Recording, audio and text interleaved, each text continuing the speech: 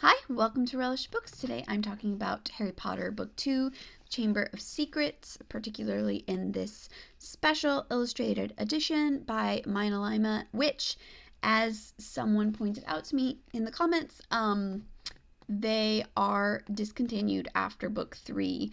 The Mina Lima company is no longer doing them, but Scholastic hired a new artist who's going to be picking up at Book 4. I think Book 4 is already out. Continuing the series in a style that's supposed to be very similar. Whether it's actually going to be similar enough to match nicely on the shelf if you have this these editions as your collector's edition, I don't know. I'll be pretty bummed out if they're not a close enough match to look good, because we collected the first 3. So, but anyway, yeah, Mina Lima is not doing them anymore after the 3rd book, but someone else is supposed to be picking up and continuing on. So we'll see about that. I will say, I love the covers of these. They're really beautiful. All the pop-ups are really fun. Like I said in the first book, some of the ones in this is one of my favorites, the burrow, and it like opens up and there's all these little pictures of what people are doing inside and all the different rooms. That's really cool. The art itself, though,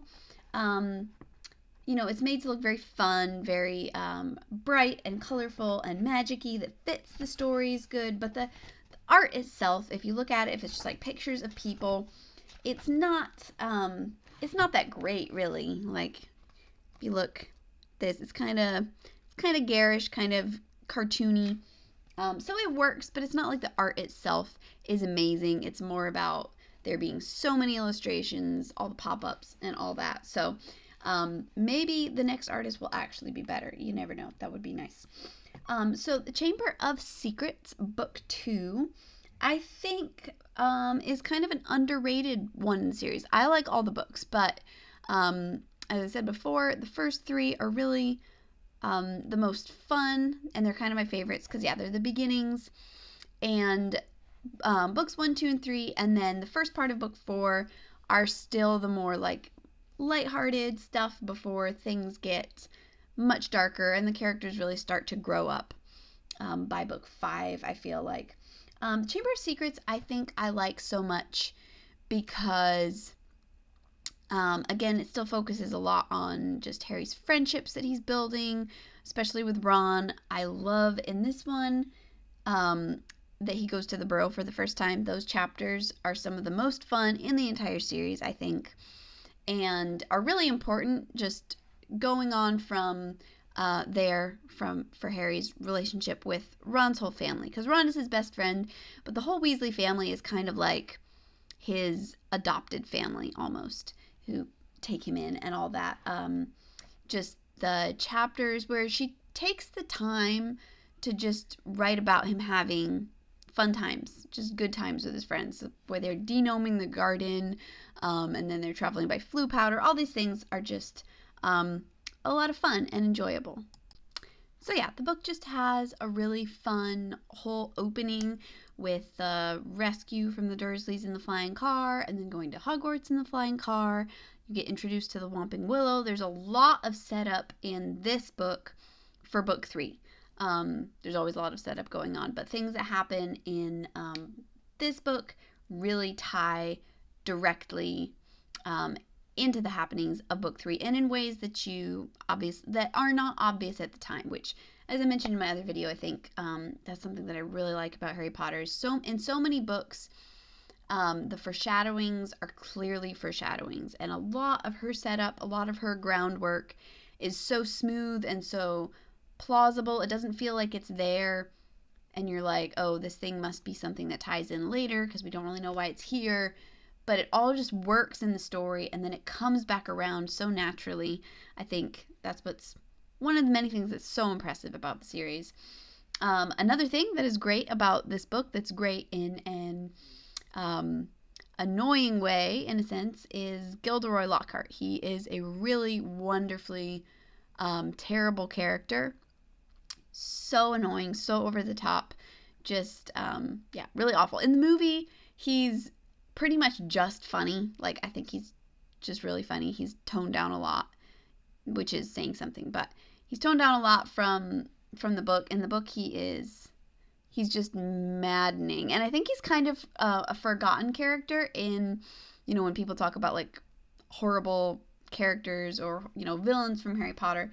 I think he is an underrated one. I like you know, a bad character whose whole personality is just being so incredibly annoying and arrogant, and done in such a comedic way. So this book is still lighthearted in a lot of ways, and yet it also introduces some darker things as well. You know, it's dealing with you know, the someone trying to kill people, the, you know, the writing on the wall is very creepy, all this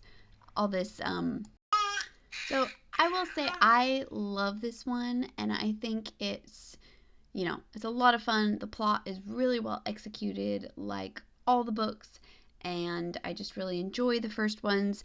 Something that I personally do think maybe is a little bit weaker in this book than in some of the others is the whole Riddle's diary plot. I think the Chamber of Secrets is a great plot line. You know, each book, like Voldemort is the ultimate villain throughout the stories, but there's always like something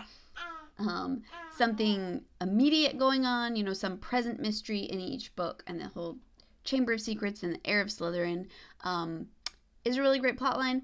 But Riddle in the diary, and then being tied to Voldemort, and the way that he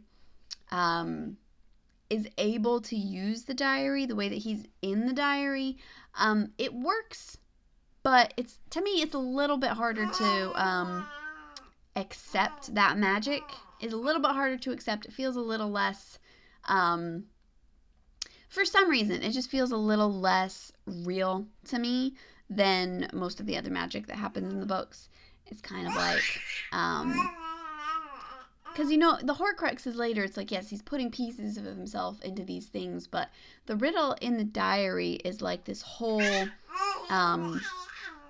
being unto himself with a mind of his own that seems to be very separate from Voldemort. It is that past version of himself that he preserved. And so I don't know if anybody else feels that way, but to me that one's just a little bit harder to accept than a lot of the other magic that happens, and Voldemort's different forms that he takes and different ways that he tries to come back and get people or whatever.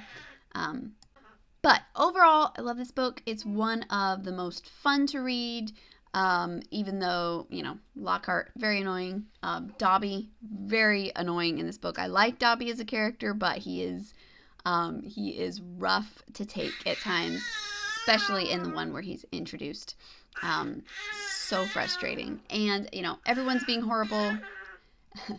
Everyone's being horrible to Harry for a while there when they think he's the heir of Slytherin. And that gets frustrating. It feels like, you know, this happens in books a lot, like the main character, everyone just, there's periods where like everyone in their life is just hating on them all at once, and that's always frustrating. But yep, I love this book. Again, I feel like it's really hard. I wanted to do reviews of these, but I feel like they're really hard to talk about when they're so well known and so talked about. But yeah, I love them. I know this one, I've heard at least that this one is one of the in most people's minds, like lower rated Harry Potter books, and I don't think it should be. I think it's great. I think it's one of the most fun to read of them all.